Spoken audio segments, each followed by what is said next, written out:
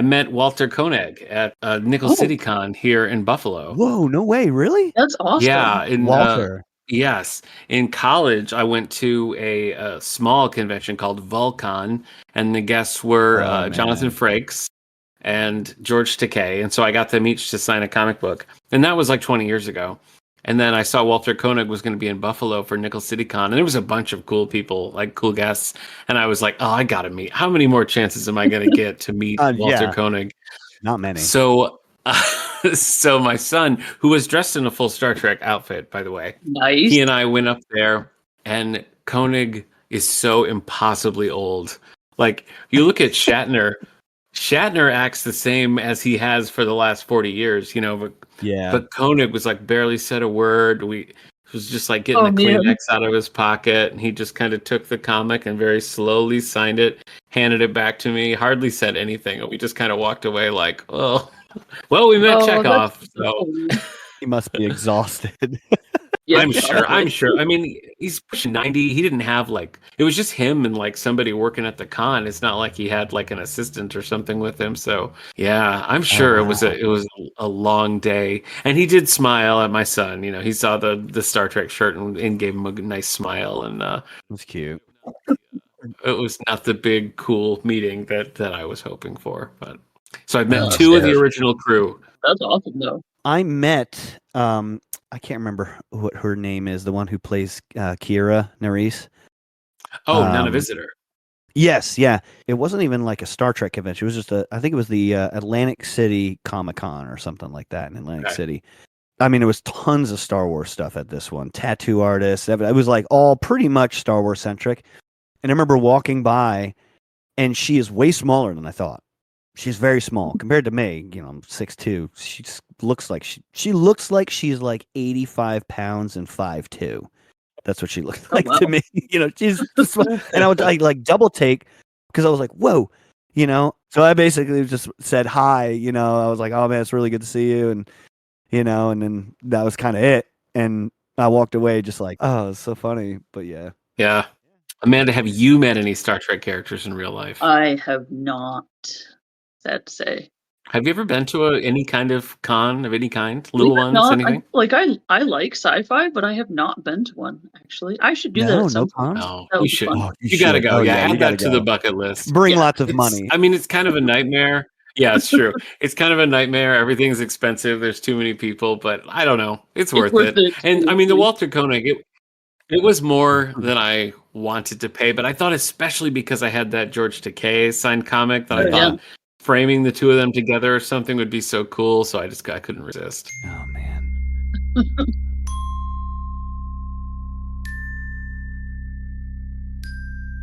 Welcome to This Enterprising Life, a nostalgic Star Trek podcast from the Radio Meanwhile Network. My name is Steve Rudd. I'm Nick Gunning, and we're leaving a galaxy far, far away to boldly go where no one has gone before.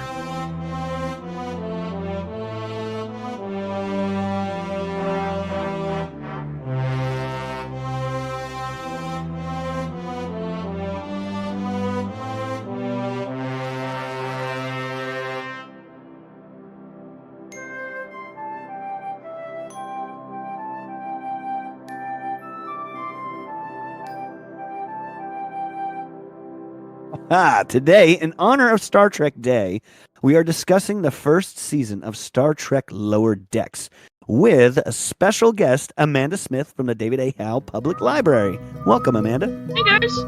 Here we are. Yes. We're here. Back at it. I was trying to remember what the three of us talked about last time. What did we do for Star Wars Day? I've forgotten already. We did the MedStar duology. Oh, that's right. That's right. And you and I read the full books, and Steve only listened to the abridged audio, so we loved it, and he hated it. Okay. Did you get a copy of the full versions to finally get the full story and not just be like, what is happening in the world right now? Yeah, I have the books. I haven't sat down and read them ever since but I do remember that feeling of like, man, there was a lot of plot holes. Yeah, it was a hard time for you. It definitely was. That's called the abridged version. Yes. They really abridged it too, man, because I think they were like 2.5 hours or 3 hours short. each. They were very short. that cut out a lot. Like Oh we're yeah. talking probably 35 chapters down to like You know those 15. books would have been like Yep. 12 hours unabridged, and they were like 2 hours abridged. So lesson learned. Oh, Lesson geez, that's learned. like yeah, that's like, hey, come read Game of Thrones. Each book is like 4 hours, and it's Yeah, it like, no, fits on that's like one a cassette. 27, 28 hour. Yeah, Yep. it's You 2 you cassettes. may have questions at the end. Yeah. Yes. Okay, let Oh, me man. let me give you some background on our conversation today. So, of course, Star Trek Lower Decks is based on Star Trek, created by Gene Roddenberry. I don't know if you guys have heard of that. Pretty popular Oh, show, yeah, I think so. Maybe. franchise. Yeah, okay. These episodes originally aired on CBS All Access, which is now known as Paramount Plus, from August 6th to October 8th, 2020. So we were watching this, or at least I was. I watched this as it came out, like a weekly drops. So this definitely was a Okay. bright spot during the pandemic. Amanda, was this your first time watching it? Yeah. So I watched Strange New World and Okay. saw the crossover before I saw this, like the first Oh, season of this. So I was okay. Oh, no I've way. loosely heard of this show, but I haven't seen it. So this is my first time through. Okay. What about you, Steve? I think I had seen maybe a part of an episode, Oh, but I okay. remember when it came out, I thought, nah, I don't want to. You know what it Okay. was? Did it come out similar to when Destiny came out, or did Destiny come out after? I You can't talking about remember. you keep saying Destiny, but I know you mean Discovery. Oh, Discovery, yeah, I think. Yeah. It's a classic. That's My the destiny Steveism to right forget there. the name. That's That's the how much I Steveism. care about that show. You and the rest of the fandom. Yeah, It was Sam and Mace. yeah, it Yep. was a little after. I think was this maybe the second show? I guess yeah, it would have to be the second show of So like the new Discovery. No, Discovery, wait, and what then is it? this. It's I think it would Discovery. have to Okay, be. yeah. Yeah, I said Discovery, and I actually thought that was the wrong one. no, And I that was almost went back to correct. Destiny. So So Star Trek. Discovery left a bad taste in your mouth, and so you didn't watch those. Yes, Basically. That's okay. Discovery. So when Lower Decks came out, I was kind of like, ah, I'm Yeah, kind of done with Star Trek now. That really killed it for me. yeah, And yeah, I think I had maybe seen a scene or two on YouTube when like stuff just kind of popped up, and I thought, oh, that's kind of funny. The koala scene. That's like all I had known. I thought there was like some random joke where like when everyone died, there was a koala. right. Well, I learned that was wrong because a Okay, lot of people died, and there was only a koala yeah, like one not time. many koalas. Yeah. So not many Okay. koalas. So I don't know All where right. that So joke for came you from. guys, so this was a total rewatch for me, but this was basically you're coming in blind. That's Yeah. interesting. Yeah. Okay. Yeah. The season had a DVD and Blu-ray release on May 18th, 2021. And in 2023, as we've alluded to here, the series crossed over with a live action series, Star Trek Strange New Worlds, for the episode These Old Scientists. And These Old Scientists, that phrase is a throwback to a joke from Lower Decks where they refer to the TOS era as those old scientists. So that's Those scientists. Yeah. so that's pretty funny. The series won a Hugo Award for Best Short Form Presentation with the finale. And this is the first time Star Trek had won a Hugo Award since the Next Gen finale in the 90s. Oh wow, that's cool. Oh. Yeah, this was a big deal. And there's a couple of graphic novels, and I think the second graphic novel, the one by Ryan North, also won a Hugo. So it was pretty well loved overall. The series ran for 5 seasons in total, plus the crossover there, and comics continue. I don't know why they would cancel this show. I think that's madness. Just do your 10 episodes. Everybody loves it. Oh, it is canceled now? Yeah, It's well, I done? mean, I don't know if canceled is the right word, but it was like a 5-season thing, and now it's over. Ran its course. Yeah. Yeah. It's a 5-year mission. Yeah, yeah, that's right. Yeah, there you go. The pilot was written by Mike McMahon, who's also the showrunner, who also is of Rick and Morty fame, which I've seen a few episodes of that show, but I don't have Okay. a lot of affection. That So makes I don't know a it. lot of sense. Okay, you're seeing Makes the a Rick and lot- Morty. To me, Okay. to me, it makes a lot of sense. So, yeah, we'll get around. We'll get around to that. We'll talk Okay. about that later. The But, pilot yeah. was directed by Barry J. Kelly and several other directors across the first season here. The main cast includes Tawny Newsome as Beckett Mariner, Jack Quaid as Brad Boimler, Noel Wells as Devon Attendee, and Eugene Cordero as Sam Rutherford. As far as classic returning characters in the first season, we have John Delancey reprising his role as Q, Jonathan Frakes as William T. Riker, and Marina Sirtis as Deanna Troi, which I always welcome a visit from them, so that was exciting. Oh yeah. That was cool. Our Star Wars link for this episode is Fred Tatasciore, who voices Lieutenant Shax. He has a pretty much unparalleled voice acting career, actually. If you look at his IMDb, he's just been in everything for the last 30 years or so. Just a voice actor who constantly works. His association with Star Wars began in 2005 when he voiced Qui-Gon Jinn in the Clone Wars micro series, which Steve and I covered for the anniversary a little while back. So good. He has since done voice roles for Clone Wars, Rebels, The Freemaker Adventures, Lego All-Stars, and Resistance, and he notably voiced Darth Vader in the Lego Skywalker Saga video game, which is fantastic. I love that game. Oh my I do like that gosh. game. No way. So, okay, let me ask you this. Amanda, do you have any affection for adult animation? Did you watch The Simpsons or anything like that? Do you have any background in that? I watched some Simpsons, but it wasn't something that I really got into a lot. So I didn't have a lot of experience with it going into this, but my very much childlike self still very much enjoys cartoons. So I was kind of excited to jump into the cartoon world again, but in a more adult capacity. So that was a fun trek. No pun intended. I got it. I got it. Trek. Ooh. I know in college, Steve and I were Adult Swim devotees, particularly Harvey Birdman. Oh, yeah. We watched a lot of Harvey Birdman, Space Ghost, Show, Coast to Coast, the Brack Show. Space Ghost. Yeah. So I know that. Man. But outside of that, Body in a wood chipper. Classic. Outside of that, what about you, Steve? Are you like Simpsons, Futurama, Bob's Burgers? What do you like? Futurama, yeah. Bob's. I could never get into that. Futurama, I watched all those. Rick and Morty. For me was I don't even know. I haven't even gone back to see if that show is that show still on or did that end? I think it is still on. No, I think it is still going. Okay. It's just not available to me. I don't have the cable. So I think I got through 5 seasons of that or something, maybe, or maybe a little more. I don't know. Yeah, but love that show. Oh, I freaking love that show. Our mutual friend and frequent guest star Eric Mickles was a big fan of this show, or was back in the day. So any I've seen, I saw with him. But yes, it's still going as of right now. It looks like season 8 was the most recent, 81 episodes. Wow! Oh my gosh, 8. All right, I need to hop back on that train because that show is great. When I had left it, I think that was the last time I had cable or something like that. So I was able to watch I was able to stream all of them, and I ended on such a hard cliffhanger that it was I don't know what to do with my life anymore. It was like ending a book or a book series. It just was I was so emotionally invested in that show, which sounds horrible. What do I do? Yeah, no, because the way it ended, I was like, wow, I really love this show. And at the same time, it's I'm a terrible person for loving this show because it is so bad. That's the only show that I've ever really laughed at and been like, ooh. Makes you question. I shouldn't be laughing at yourself. Yeah, when The Simpsons started, I watched a few episodes and I was very young. My mom was like, you can't watch that show.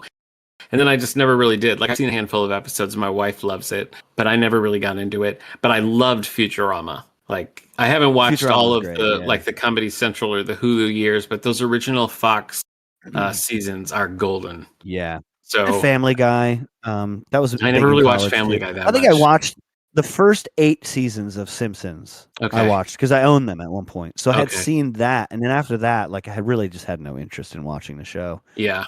That's kind of how I feel about Futurama. It's changed. I still love the classic episodes, but I don't feel all that drawn to continue. So maybe Lower Decks is smart. I mean, maybe doing the 5 tight seasons and then just in and out. Maybe that's the way to go. Yeah. But for kind of overstay your welcome. At 5 seasons, or was it just financial or something like that? I don't know. I mean, no, I don't know. Yeah. They just sort of announced that season 5 was going to be the last, and I think people were kind of surprised. But it was they announced it well before it had gone. And I know it was with Strange New Worlds. I think it's in season 3 right now, and they've announced season 5 will be its last. So I think that's just the model that they're looking at. There must be some interest break off. Yeah, right. There must be a financial element. Yes. it probably is some sort of business I sense. wonder how much of it is also just kind of a pushing into the pulse of the culture, and how much we're driven by instant gratification, and so we get Yeah. bored with things Oh, super quickly. yeah. Like, no, we're kind of done with it. Yeah. So, I mean, I don't know, but it seems like it would fit with the macro. Yeah. I do. I mean, I complain about it. I complain about the short seasons sometimes, but I do feel like when I try to go back and watch something, like I was trying to finish up the Supergirl series because I never watched Oh, like yeah. the last season and a half.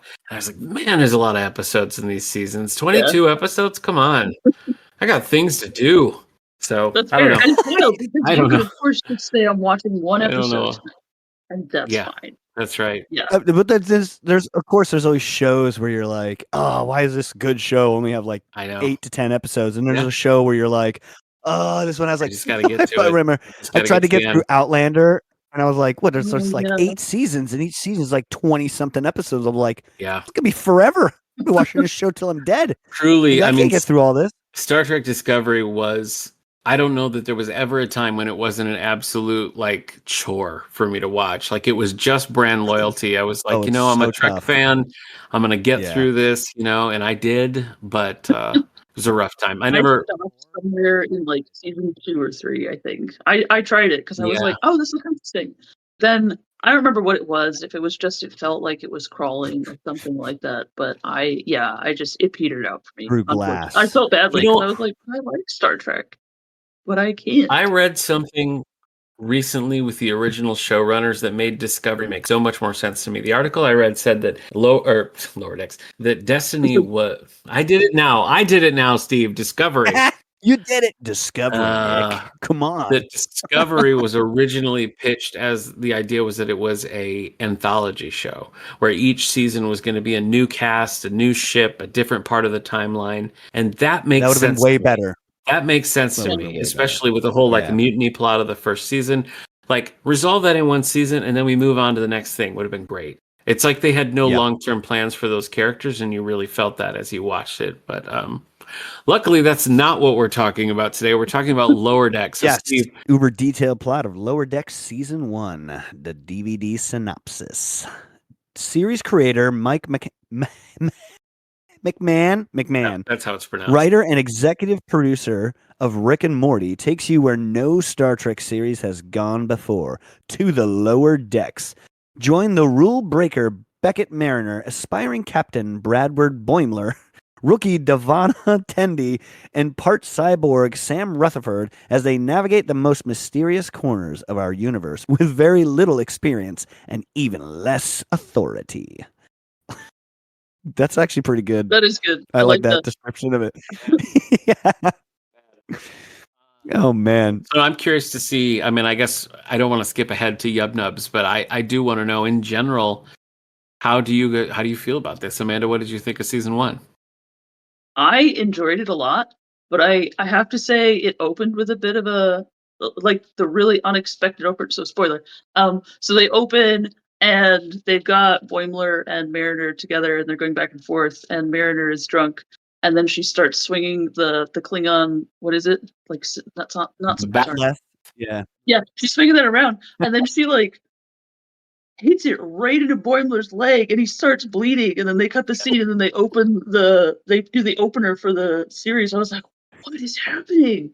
And that was so like because like all the other Star Trek shows, something happens, but usually they're so straight laced about everything. And I was like, all Yeah. right, I mean, yeah, they're a little off kilter. That makes sense, but what is that? And so when they returned to the show and everything was fine, I was like, all right, well, that sets an interesting tone for the show. Yep. But it just goes from there, and it's this fabulous back and forth between the characters. Like Boimler's super uptight, and Mariner's just this really loose cannon, and Tendi and Rutherford adding their own antics and such. So it was a great combo of characters together, and just really fun to explore. Because you always, in all the Star Trek shows, you never really see what happens below deck. So I thought it was great to True. see just what things look like Yeah. in a different part of the ship, and just some of the antics too. It was fun. Did you like it in general then? Oh yeah, Oh, good. Okay. All right. So do Good. you intend to Good. watch more? yeah, I think so. Okay. I didn't have Paramount Plus before, but I'm pretty sure I'll extend it just to continue so I can finish out Okay. the series. Nice. Because I really Okay. enjoyed it, and I liked how they ended the first season, so that was fun. Yeah. I thought it was Yeah. great. Yeah. So I like that you said that, Amanda, because that's very. I guess it's Mike McMahon, right? McMahon. Yeah. That's Rick and Morty. Okay. To a Okay. T. Like the cold opener is like the end of some mission or something they're doing that is wild and crazy, and then it has nothing to do with the rest of the episode. Right. Right. Or maybe it does, That's but it's like but that's like also his kind of thing. Like, Simpsons-y. I mean, that's the it Simpsons is very cold open is like Simpsons-y. its own Yeah. thing, and then it morphs into what the episode's Yep. about. So, I guess there's a history there.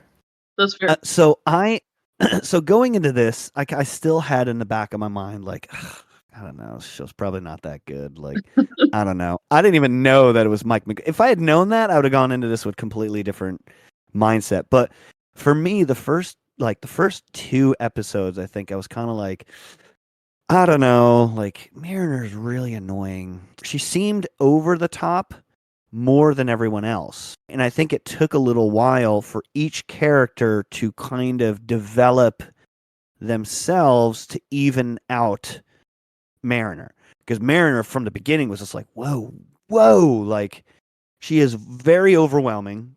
She was very loud. I'm going to be old.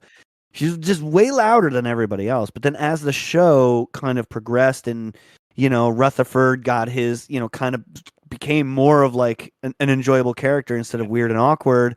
I think the show, I mean, I'm already almost halfway through the second season. I Right. couldn't Okay. stop. I You really, kept I going. really had All right. like, That's a good. I Yeah. stopped and I was like, all I can think about is Lower Decks right now. Yeah. So I had to keep going. Yeah. I really enjoyed the show. I was afraid of too many member berries, right? That they Yeah. would kind of drop all these things and then it would be overwhelming. Like it would just be too much. Mhm. And I think they did a very good job of being in your face about some and subtle about others, Mhm. right? Maybe just a statement and then they move on where like whatever level of Star Trek fan you are, I'm sure there's some stuff that was said or saw that I can't remember. But I saw a lot and I Yeah. never thought, oh, this is too much. I thought it was strange that they went with Packlids as like the Yeah, like the big overarching bad. Yeah. kind of That's a the funny big choice. baddie that like kind of which I thought was very interesting and I mean it's such a that episode reminded me. I think Nick, we talked about it, right? That the idiot plot, Yeah. if you Google or if you Wikipedia idiot plot, that episode of Star Trek comes up Mhm. because it is so frustrating to watch that episode of Star Yeah. Trek where you're like, oh my gosh, this is just I can't. Yeah. But like everything that I thought about this show that thought I was going to hate and was going to be annoying and stupid, even 2 episodes in, I was almost convinced like, yeah, this is really dumb. Just blew my mind. I was Yeah. blown. I'm like obsessed with the show now. It's all I can think I know. about. It's so good. So, It really it's is. so good. Yeah. I liked it right away. I mean, that first episode, when they're off the planet and that big spider thing gets Boimler and is just like sucking on him, and they're just sitting around, and you just kind of see him off screen being like sucked into the spider's mouth and stuff. Yeah. It's just so funny. Yeah, I don't know that I've laughed as hard at a comedy in a while as I laughed at this show because it's just. I think that's what's so impressive about it too, and I think this wanes a little bit. It has some of the same issues that the Orville had. I don't know if you guys watched that, but in the No, never beginning, in seen this that. first season, it is so good at being both like a really good Star Trek show and a really good comedy. And I do feel like over the course of the 5 seasons, the comedy starts to take a little bit of a backseat to the Star Trek of it, to its detriment. But in this first season, everything is just like firing on all cylinders, and it's just relentlessly funny. So I had a great time rewatching this, and I have never rewatched it either. That's like, so I watched it when it was on, so I haven't seen these episodes in 5 years, and Nice. it really held up. It's funny, but you don't feel as guilty laughing as you do with Rick and Morty. True. Yeah, I think that's a big because it feels way more lighthearted. Where Rick and Morty, you laugh, and I'm saying, Nick, you should try it. You should try Rick and Morty because it is a very dark humor, but like it's wild how I see elements of Mike McMahon in this show, and it does remind me of Rick and Morty. And I think that's probably why I like this show so much. I think it also reminds me of I had a job like Lower Decks. I worked on a drill ship as a roustabout, and I was the lower deck guy. I was the sweep this, clean that, do this, go do that. I was the lowest guy. So it reminds me of like I was that person one time. That's hilarious. For many years in my life, So it's like I am that guy. I sympathize with it. So now, it's really which funny. character, since you were that guy, which character would you say matches your personality best in that? Oh, I was totally the Boimler guy. I was totally a Boimler. Really annoying. Everyone did not. I was called Jersey because I was the only person from New Jersey. So it was like funny. So yeah. But I was the aspiring like, guys, we need to like, do stuff so we can move up in rank. And there, there's a guy that's like, year 23 on like being a roustabout. I'm like, dude, what are you doing? You have like no drive to like do something better or like move up. Nah, and it's just like, that's Mariner. Like enjoying the fact that like we're out here, we're getting paid really well, and I have zero, I just basically I'll do what you tell me to do, and that's pretty much it. I have no responsibility, and I get to have fun still. But I was like, no, guys, we need to be efficient. We need to do all this. I was definitely a Boimler. That's really funny. I find that hard to believe, but I'll believe you. What you said about the references not being overwhelming, I think that's something that they really do a nice job at. I agree with you on that because they do. They're just in conversation or something will come up and they'll throw off some casual reference, but like it does make sense because those characters, like the Enterprise was the flagship, like everybody knew the Enterprise, like its reputation and everything. So like it does make sense that they would know the stories and everything. The way that Mariner responds to Q is so funny to me.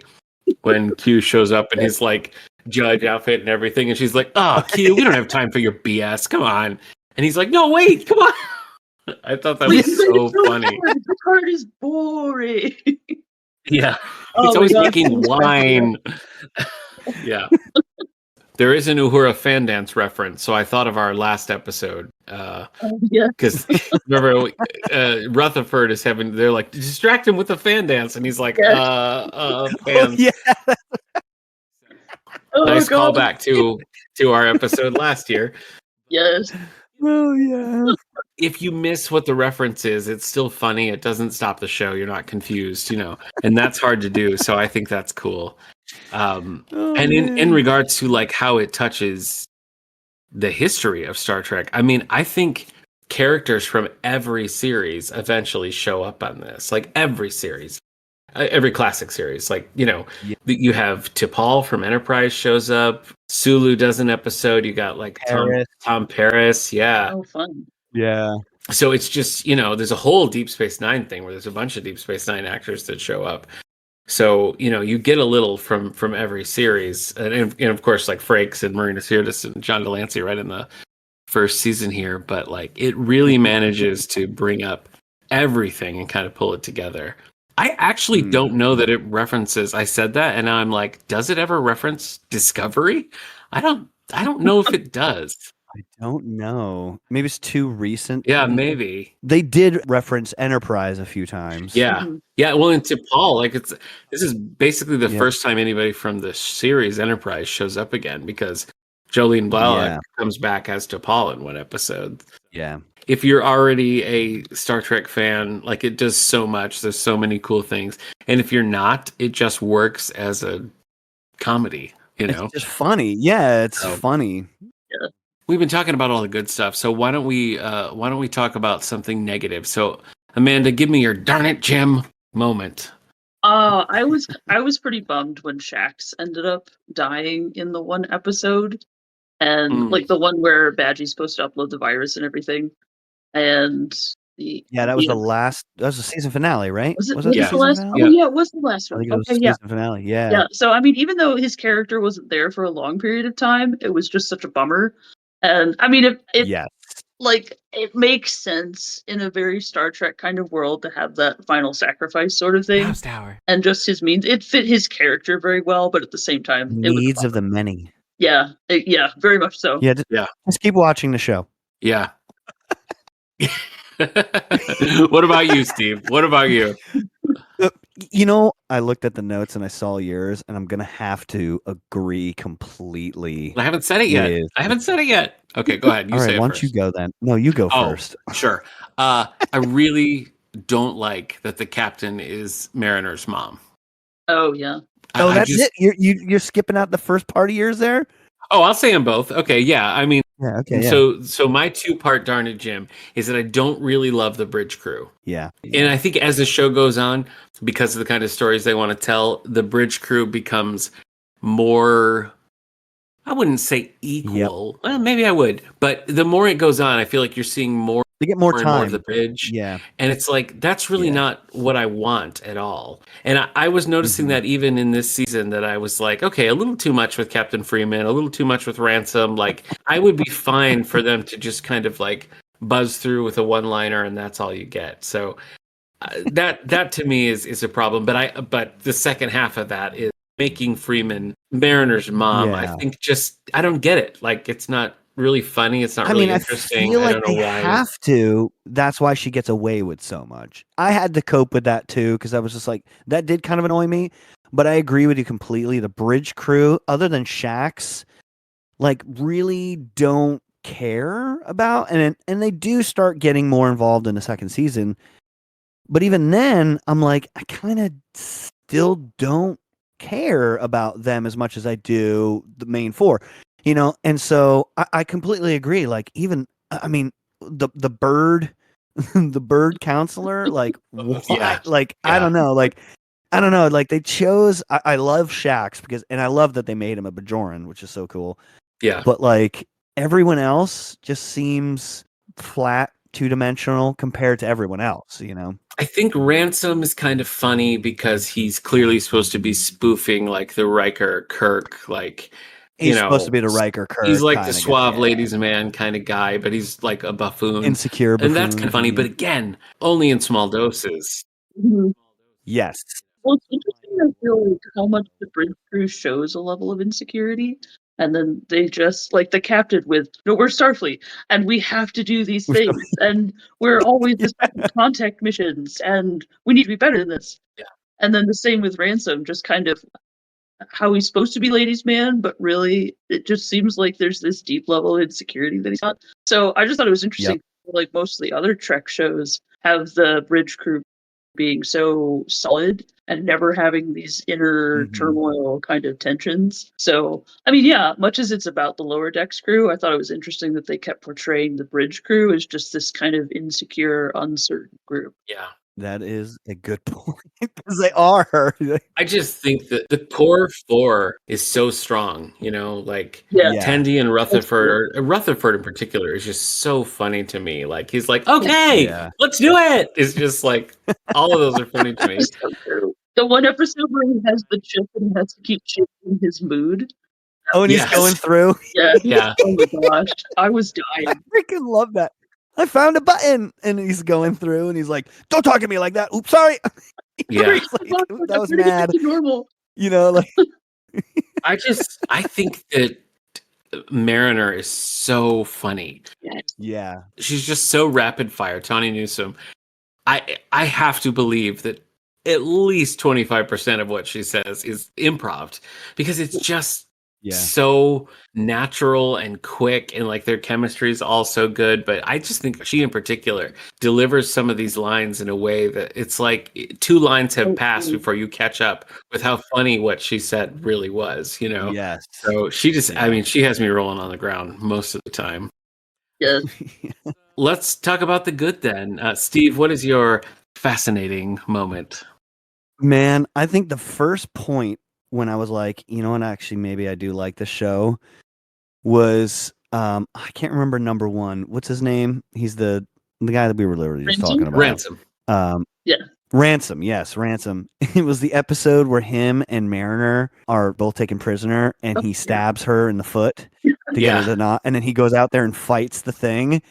and the first punch, he has his two hands together. Yep, the And I Kirk was punch. like, Yeah, somebody is so smart and watched Yeah. Star Trek enough to be Yeah. like, yeah, remember when Kirk would hit people and he would do it with two hands, and you were like, oh yeah, that was so Yeah. much harder than one, and it's just not. It's just not No. at all.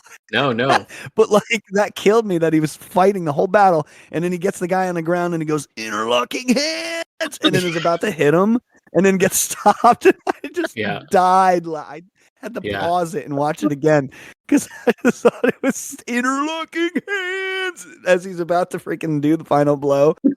I think it's so funny. Like, we spent years literally watching Ewoks and droids being like, have these people ever seen Star Wars? Like, what are they doing making shows like this?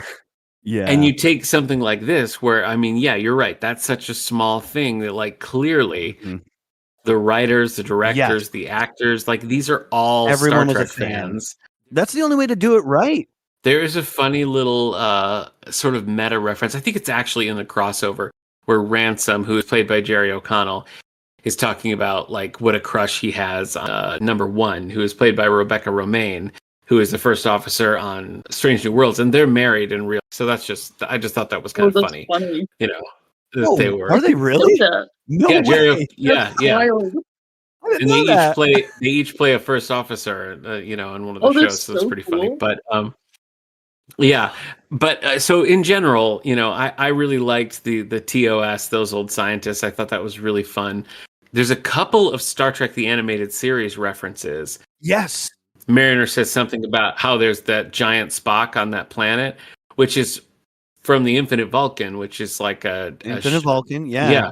And later they're talking about a Kirk mission. Oh, it's in the end. It's in the end when they're talking about the people who went back to worshiping the robot. Yeah. The worshiping Landru. the robot, the machine Landru. or something. Yeah. Yes. When they show and they show Kirk and Spock, it's not in a lower deck style. It's just a still from the animated series, and I thought that was so cool. It's so good. Brilliant. Just absolutely brilliant. Yeah. Paying homage to the original animated series. What about you, Amanda? What's your fascinating moment? What stands out to you?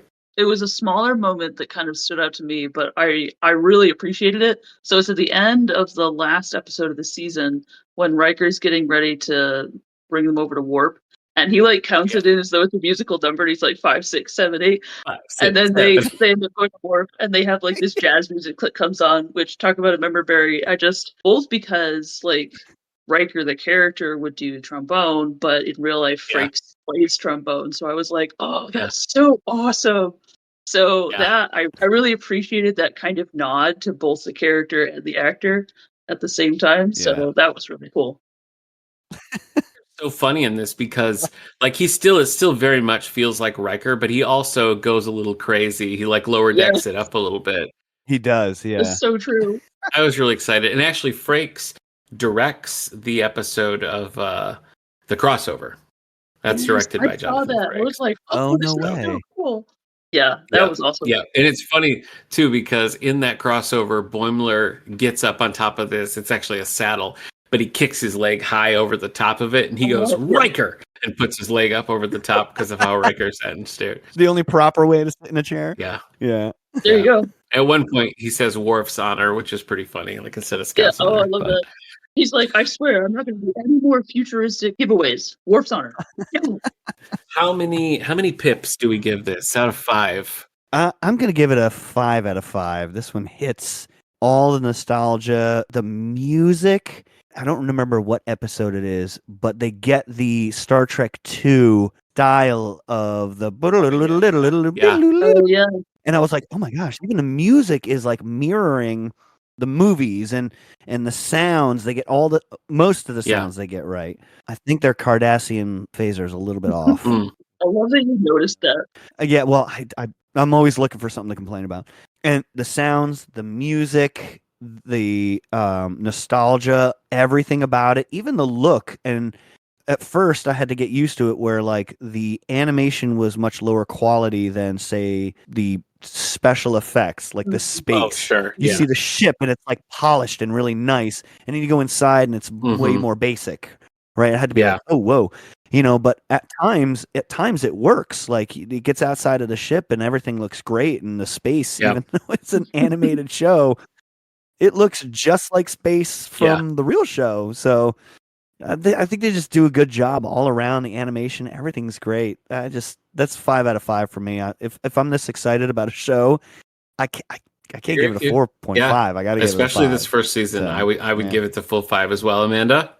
Yeah, I mean, I'm in agreement. I would go with a 5. Look at that. Yeah. It was great. Look at that. A perfect score. Yes. Oh, Wow. Let's go. guys, have we done so well on a podcast for things that we've either read or watched before?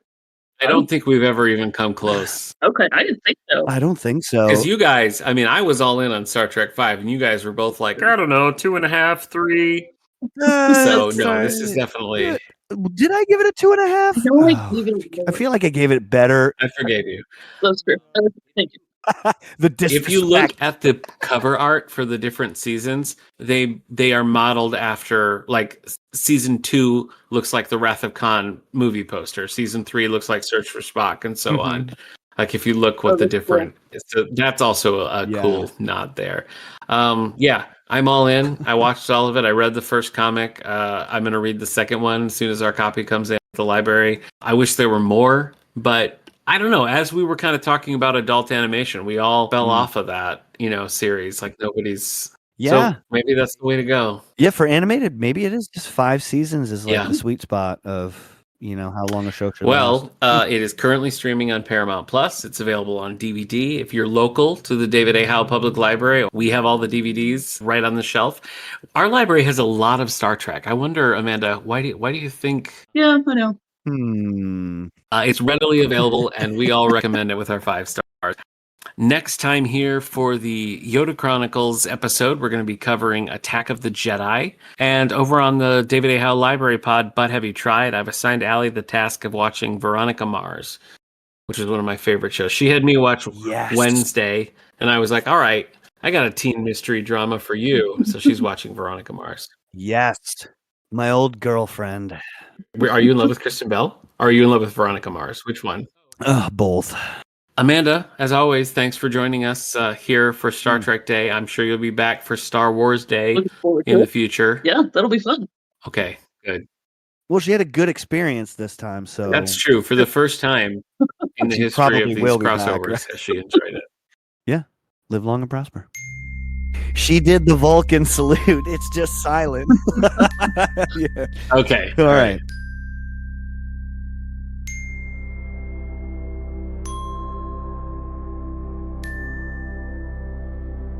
How's Things is brought to you by the David A. Howe Public Library. Find all the episodes at soundcloud.com/all-the-books. This Enduring Life is brought to you by the Radio Meanwhile Network. Be sure to check out some of the other shows on the network, including Previously on X-Men and 9021 Here We Go. Please rate, subscribe, and share these shows wherever you get your podcasts.